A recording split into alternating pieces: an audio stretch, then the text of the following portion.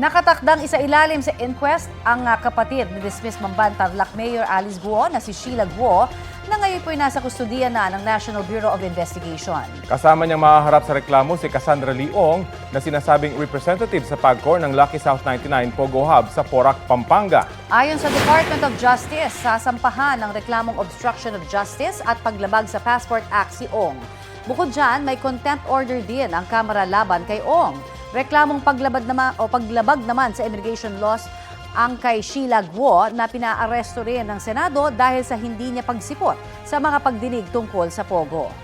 Dumating kagabi sa NBI ang abogado ni Ong na si Attorney Ferdinand Topacio at kinukwestiyon kung bakit sa NBI dinala ang kanyang kliyente. Sa House of Representatives daw dapat dinala si Ong dahil Kamara ang nagpa-contempt sa kanya. Gayunpaman, maayos naman daw ang lagay ni Ong. Kahapon ng hapon dumating sina Guo at Ong sa NAIA Terminal 1 sa Pasay matapos i-turnover ng Indonesian Immigration. Ayon sa Bureau of Immigration, noong nakaraang linggo pa sila nakipag-ugnayan sa mga counterpart nila sa Indonesia kaya nahuli sina Guo at Ong. Pinabalik sila sa Pilipinas dahil itinuturing silang undesirable. Mula sa NAIA, dinala sina Guo at Ong sa tanggapan ng Bureau of Immigration sa Maynila para sa processing, booking at profiling. Pina-check up din ang dalawa matapos sumama ang pakiramdam ni Guo.